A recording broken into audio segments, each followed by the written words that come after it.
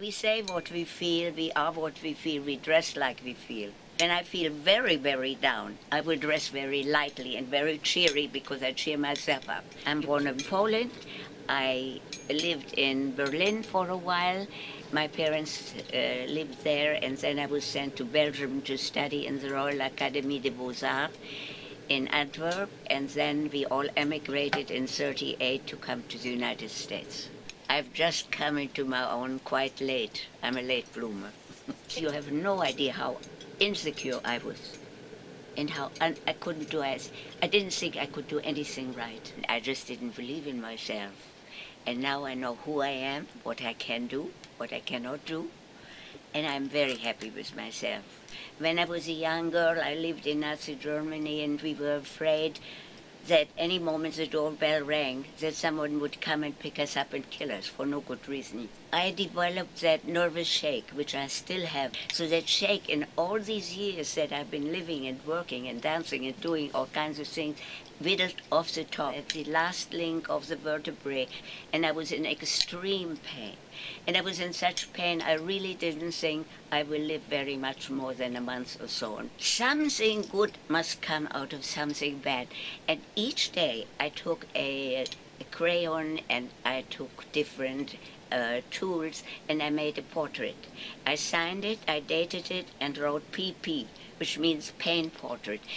When I went to Provincetown, where I spent the summer, I met some people who had a gallery and a traveling show. They took 40 of my pain portraits, and one day, after 2.5, 3 months, I had no more pain. It was like a miracle. I love to combine colors because they complement each other.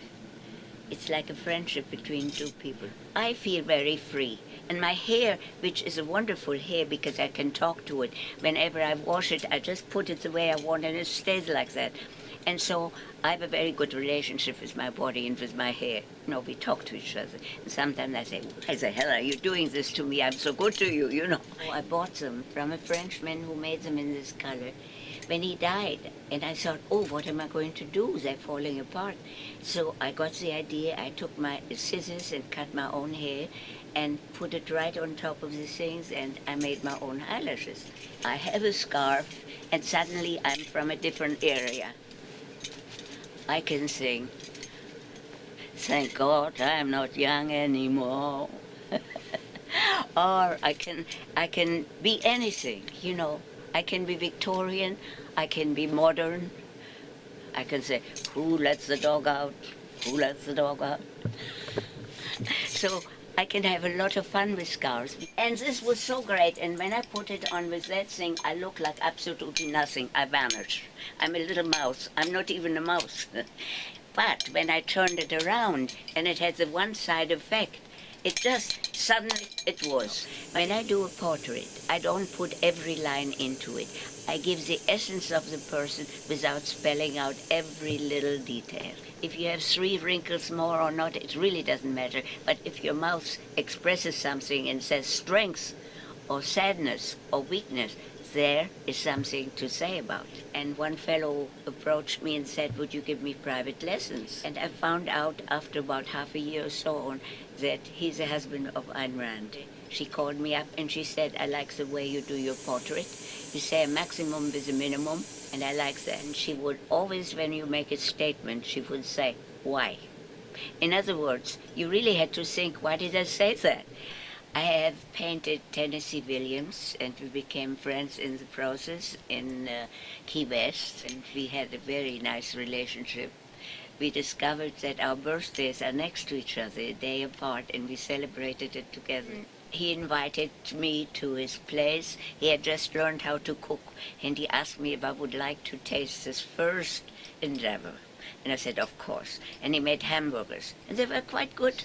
It's difficult enough to deal with aging that you know you have very limited time, and you have to learn to accept that and make the most out of your life.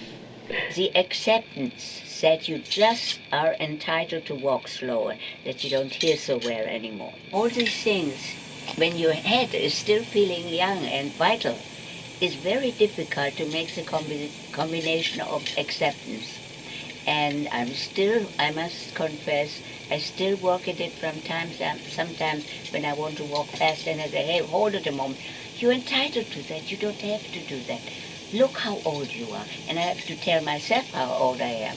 And it's not in a bad way. It's simply a statement. Accept it. This is what it is. Blue is blue, green is green, red is red. Experience is the realization when I look back what I have accomplished. I never accepted what I accomplished, but now I'm amazed at the things which I've done.